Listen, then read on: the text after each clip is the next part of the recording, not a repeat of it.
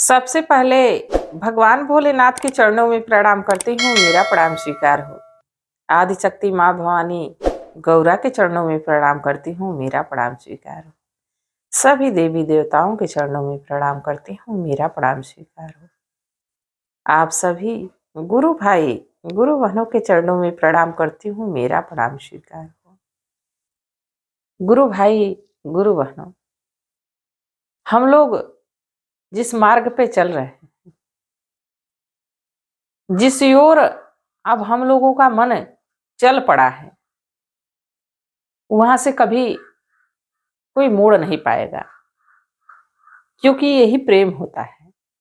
और हम लोगों का भी मन उसी प्रेम में गोते खा रहा है, शिव की ओर, शिव आराधना में, शिव की सेवा में, शिव के कार्यों में हम लोगों का झुकाव हो चुका है। जिस दिन शिव चर्चा रहती है, चाहे जिस दिन कहीं संगोष्ठी रहती है, शिव से मिलने की बात रहती है कि वहां गुरु भाई गुरु बहन आएंगे, वहां शिव का आसन लगेगा, तो मन भले आपका तन भले घर पे रहे, पर मन वहीं रहता है जहां जाना रहता है। कोई काम भी करते रहेंगे, फिर भी मन आपका वहीं पहुंचा रहेगा कि जल्दी काम निपटाओ, जल्दी जाना है, जल्दी काम निपटाओ। तो हम लोग उस गुरु के बंधन में बंध चुके हैं, और उन्हीं गुरु के शिव शिष्यता में रहते हुए कुछ हम लोगों के कार्य उसको पूरा करना चाहिए। तो जो भी वीडियो, जो कथा पढ़ती है, उसको लाइक शेयर जरूर किया करिए, ताकि महादेव की कथा और शिव शिष्यों तक पहुंच जाए। और गुरु भाई गुरु बहनों, सब दिन एक समान नहीं होता है, और कभी कभी हमारे जीवन में कुछ चीजें मिलते मिलते और मिल नहीं पाती, हमारे अज्ञानता के कारण, हमारी बुद्धिमत्ता के कारण। कोई कोई चीज आती है, लगता है कि अब हमारे पास वो आ जाएगी, बाकी फिर भी वो हमसे कोसों दूर चली जाती है। वो हम ही लोग उसके कारण हैं। भगवान की दया, भगवान की कृपा, भगवान सदैव आ जाते हैं हमारे कार्यों को पूरा करने के लिए, पर हम जान नहीं पाते हैं कि हमको किस रास्ते से कैसे इस चीज को लेना है, अपनाना है। तो ये तो हमारी बुद्धिमत्ता की बात हो गई। महादेव तो घट घट के वासी हैं, वो तो अविनाशी हैं। वो भले ही अपने पत्थरों पहाड़ों में रहते हैं, पर अपने भक्तों पे सदा उनका ध्यान रहता है। और बड़ा ही सुंदर एक भाव है भगवान का, शिव नाम के हीरे मोती मैं बिखराऊं गली गली, ले लो रे कोई शिव का प्यारा शोर मचाऊं गली गली, ले लो रे कोई शिव का प्यारा शोर मचाऊं गली गली। शिव नाम के हीरे मोती मैं बिखराऊं गली गली, ले लो रे कोई शिव का प्यारा शोर मचाऊं गली गली। ये मन तो झूमता रहता है, मन तो बावला है, प्रभु के प्रेम में, प्रभु के स्नेह में डोलता रहता है। एक बार देखिए, आज जो मैं कथा आप लोगों को सुना रही हूं, वो कथा मां भवानी के अपने भक्तों पे दया की बात है। अगर जो भगवान भोलेनाथ कभी कुछ देना नहीं चाहते, तो मैया पार्वती का जोर लगने लगता है कि नहीं इसको दे दीजिए, नहीं इसको दे दीजिए। गृह जीवन की बात ले लीजिए, अगर जो किसी को प्रमोशन करवाना है, तो अपने अधिकारी के पास जाने से पहले सोचेगा कि मैडम के पास जाएंगे तो सपोर्ट ज्यादा अच्छा लग जाएगा, क्योंकि जब हम मैडम से अपनी बात को कहेंगे तो मैडम जी सर से ये बात अच्छे तरीके से समझा देंगे, सर हमारा जल्दी प्रमोशन कर देंगे। तो हमारी जगत जननी माता तो अपने भक्तों का दुख देख ही नहीं सकती। एक बार भगवान भोलेनाथ और मैया पार्वती पृथ्वी पे भ्रमण कर रहे थे। ठंड का महीना था। घूमते घूमते घूमते घूमते एक गांव में जा पहुंचे, जहां देखे कि एक टूटी फूटी सी झोपड़ी है और उस झोपड़ी के बाहर एक फटी पुरानी चद्दर में एक औरत बैठी है, एक आदमी बैठा, उसका बच्चा भी ठिठुर रहा है। बड़ी बुरी दशा है। भगवान भोलेनाथ आगे आगे पीछे पीछे मैया जा रही हैं। मैया की नजर उन लोगों पे पड़ गई। मैया वहीं रुक गई। भगवान भोलेनाथ कहे, अरे गौरा चलिए, क्यों रुक गई? मैया पार्वती कही कि महादेव आप भी रुक जाइए। देख रहे हैं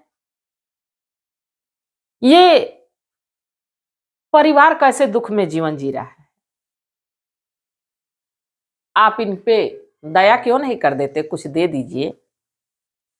महादेव कहे कि देवी आपको साथ लेके चलने में बड़ा ही खतरा है, आप कहीं भी रुक जाती हैं, कुछ भी मांग कर देती हैं।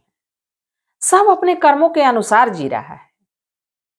मैया पार्वती कहीं कि जो भी हो महादेव हमसे देख नहीं जा रहा है, जब तक इनको कुछ देंगे नहीं हम आगे बढ़ेंगे नहीं। जब ये बात महादेव सुने तो महादेव भी अब मैया पार्वती के सामने हार ही जाते हैं। सारे पति पत्नियों के सामने हारते हैं। और अक्सर ऐसा होता है कि पत्नियां अपनी बात मनवा के ही छोड़ती हैं। अब महादेव कहे कि देवी झूठे परेशान हैं, इन लोगों को लेने का तरीका नहीं पता है, हम देखिए क्या करेंगे, ये लोग लेना जानते ही नहीं। बाकी मैया पार्वती बड़ी जिद्दी, माँ जिद्दी ही होती हैं। अपने बच्चों के लिए जिद मनवाने के लिए माताएं कुछ भी कर जाती हैं।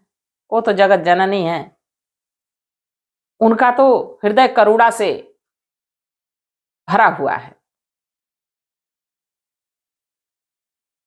मैया पार्वती जिद करने लगे, रुक गई। देखिए जरूरी नहीं है कि जो भगवान के भक्त होते हैं उन्हीं पे भगवान की दया होती है, कृपा होती है।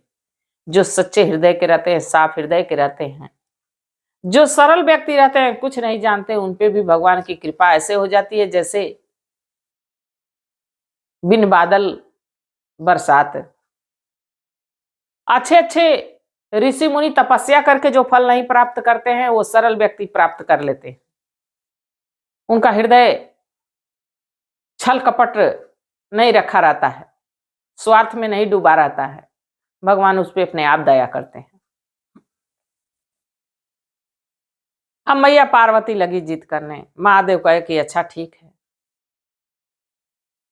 हम देने के लिए तैयार हैं, पर वो लेना नहीं जानते हैं और लेने के लिए उन्हें कुछ मांगना पड़ेगा मुझसे।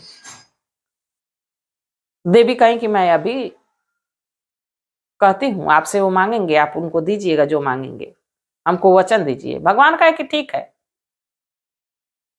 मैं तीनों को एक एक वर मन चाहा दूंगा, आप जाइए। देवी गई,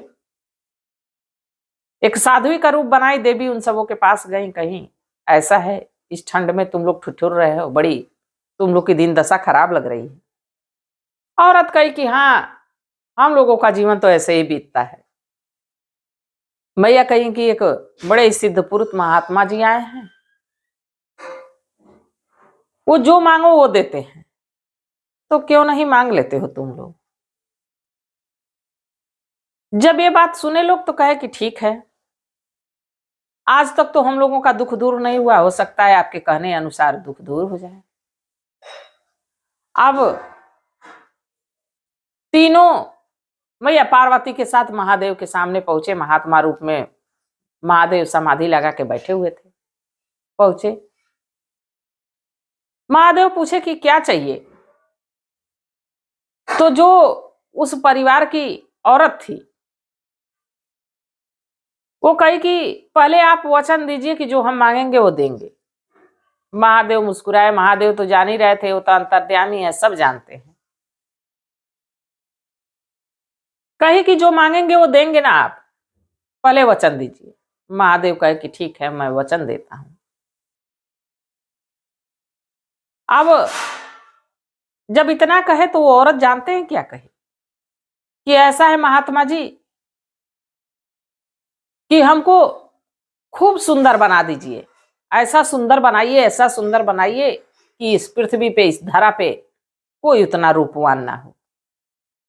महादेव मुस्कुराए और तथास्तु कह दिए। जब तथास्तु कहे तो तुरंत वो औरत सुंदरी बन गई। इतनी खूबसूरत, इतनी खूबसूरत कि वैसी धरा पे, पृथ्वी पे कोई सुंदर औरत नहीं थी। जब वो औरत सुंदर बन गई तो अपने पति की तरफ देखने लगी तो सोची, हम इतनी सुंदर, हमारा पति इतना कुरूप, हम इसके साथ क्यों हैं? देखिए अहंकार, यही होता है अहंकार। हम इतने सुंदर हैं, हमारा पति इतना कुरूप है, हम इसके साथ क्यों हैं? उनको अहंकार आ गया। अभी अपने सूरत पे, अपने रूप पे घमंड कर ही रही हैं कि तब तक उसी रास्ते से एक राजा घोड़े सवार होके जा रहे थे। राजा की नजर उस सुंदरी पे पड़ी और सुंदरी की नजर राजा पे पड़ी। दोनों एक दूसरे को देखते ही रह गए। महादेव वही है, मैया पार्वती वही है, उस औरत का पति वहीं पे है, बेटा वहीं पे है। राजा के तरफ देखी। राजा सोच गए कि इतनी सुंदर औरत तो हमारी पत्नी बननी चाहिए, हमारे राजमहल की शोभा बननी चाहिए, यहां क्या कर रही है? राजा साहब घोड़े को रोके और कहे कि हे सुंदरी, तुम्हारे जैसे रूपवान हम इस लोक में देखे नहीं, क्या तुम हमारी पत्नी बनना स्वीकार करोगी? अब उस सुंदरी को तो अपने ऊपर घमंड हो ही गया था। अब सोची कि इतना बलशाली राजा, इतना धनशाली राजा इतना बढ़िया ऑफर दे रहा है, हमको ठुकराना नहीं चाहिए। अब वो सुंदरी राजा के साथ घोड़े पे बैठ के चल दी वहां से। राजा सुंदरी को लेके जाने लगे। इसके बाद मैया पार्वती भगवान भोलेनाथ से कही कि जाने दीजिए, अब तो वो चली गई, उसकी बुद्धि भ्रष्ट हो गई थी, मत मारी गई थी, अपना परिवार छोड़ के राजा के साथ चली गई। अच्छा, उसके पति को दे दीजिए। महादेव कहे वो मांगेगा तब तो दूंगा। अब मैया पार्वती कही अच्छा छोड़ो, उसको जाने दो, तुम कुछ मांग लो। वो कहा कि तुम्हारे वजह से हमारी पत्नी चली गई हमको छोड़ के, और कहती हो कि मांग लो। फिर मैया पार्वती कहीं कि अरे मांग लो, कुछ मांगना चाहते हो तो, ऐसे दाता फिर नहीं मिलेंगे, जो मांगोगे वही देंगे। अब वो व्यक्ति मुस्कुराने लगा, कहा कि ठीक है। महादेव से कहा कि हे प्रभु, हे महात्मा जी, जो हम मांगेंगे वही आप देंगे ना? भगवान फिर मुस्कुराए, कहे कि हाँ वही देंगे, मैं वचन देता हूं कि जो आप मांगेंगे वही देंगे। तो जानते हो वो आदमी क्या कहा कि जो हमारी औरत सुंदरी बनी है ना, उसका मुख सुअर का हो जाए। महादेव तथास्तु कहे। अब देखते ही देखते उस औरत का मुख सुअर का हो गया। पूरा शरीर तो सुंदर था पर मुंह जो है सुअर का हो गया। राजा घोड़े सवार लेके जा रहे हैं इतराते हुए। कुछ लोग रास्ते में देख देख के अब हंस रहे हैं। राजा सोचे कि ये किस बात पे हंस रहे हैं। जब उस सुंदरी के चेहरे की तरफ देखे तो देखे कि उसका मुख सुअर का हो गया। राजा तुरंत घोड़ा रोके और सोचने लगे कि इसको तो भला मैं राजमहल नहीं लेके गया हूं, नहीं तो हमारी रानियां इतनी सुंदर सुंदर रूपवान है, देखती तो कहती कि राजा का माथा फिर गया है जो इस सुअर मुंह जैसी मुंह वाली औरत को राजमहल में रानी बनाने के लिए लाए। भला हो कि इसकी सच्चाई रास्ते में ही पता चल गई। राजा साहब उस औरत को घोड़े से धक्का देके उस औरत को गिरा दिए और वहां से चल दिए। अब तो वो घर की रही ना घाट की। अब सोचने लगी कि काश हम अपने पति के पास रहे होते। हम तो राजमहल का ख्वाब देख लिए, राजा की पत्नी का ख्वाब देख लिए, हमारे पति का भी साथ छूट गया। अब भगवान भोलेनाथ कहे कि अब देवी चला जाए, मैया पार्वती कहीं नहीं। वो दोनों तो ऐसा वर मांगे कि किसी काम का नहीं। उस लड़के पे दया कर दीजिए, उस लड़के की बड़ी हमको दया आ रही है। माँ भी चली गई, पिता भी अड़भंगी है, उसके लिए कुछ कर दीजिए। भगवान कहे कि अरे वो मांगेगा तब तो। मैया पार्वती गई कहीं, बेटा महात्मा जी से कुछ मांग लो। लड़का कहा कि मांगने की बात कर रही हैं आप, मांगने की बात कर रही हैं? हम मांग तो लेता, पर आपके देवता ऐसे तो हैं कि हमारी मां से हमारा साथ छुड़वा दिए। हम लोग इकट्ठे तीनों लोग रहते थे, सब बिखर गया, सब लोग, सबका साथ छूट गया। मैया पार्वती कहीं कि अच्छा कुछ अपने जीवन के लिए तुम मांग लो। लड़का कहा, मैं महादेव से गया, कहा ए महात्मा जी वचन दीजिए कि जो हम मांगेंगे वही देंगे।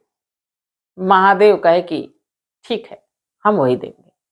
लड़का कहा कि हमारा जैसा परिवार था, जैसी हमारी माँ थी, वैसी ही हो जाए, और हम लोग जैसे जीवन में रहते थे वैसे ही हो जाए। महादेव तथास्तु कहे। वो औरत भागती दौड़ती आ ही रही थी कि फिर उसका रूप जैसे पहले था वैसे ही हो गया। पति उसका देखा तो हंस रहा है, कहा क्या हुआ, तुम्हारा रूप कहाँ गया? तुम तो राजा के साथ गई थी, कैसे चली आई? लगी अपने पति से क्षमा मांगने। तो भगवान कभी कभी मौका देते हैं कि कुछ हमसे ले लो, पर हमारी बुद्धि इतनी भ्रष्ट हुई रहती है, माया में, वासना में लिप्त हुई रहती है कि हम चाह के भी कुछ मांग नहीं पाते हैं। और ऐसी ऐसी चीजें हम सोच लेते हैं, ऐसी ऐसी चीजें कामना हम कर लेते हैं कि जो हमारे जीवन में निरर्थक बेकार है। अरे हम तो कहते हैं कि रब से जब भी मांगना हो तो रब को ही मांग लो। रब से जब भी मांगना हो तो रब को ही मांग लो, क्योंकि रब मिल गया तो सब मिल गया। गुरु भाई गुरु बहनों, भगवान से अगर जो कभी मौका मिले तो भगवान को ही मांगो कि आपकी भक्ति प्राप्त हो जाए, आपकी साथ प्राप्त हो जाए, आपकी शरण प्राप्त हो जाए, आपके चरणों में मैं दास बन जाऊं, दासी बन जाऊं। कुछ ऐसा मत मांग बैठिए जो यहीं रह जाए, इसी धरा पे रह जाए। ऐसा मांगिए कि आपके साथ जाए। तो गुरु भाई गुरु बहनों, आप लोगों को कथा कैसी लगी जरूर बताइएगा। मैं भी महादेव से प्रार्थना करती हूँ कि हे भोलेनाथ, हे शिव गुरु, सभी गुरु भाई, सभी गुरु बहनों पे अपनी दया दृष्टि बनाए रखिए। इसी कामना के साथ हर हर महा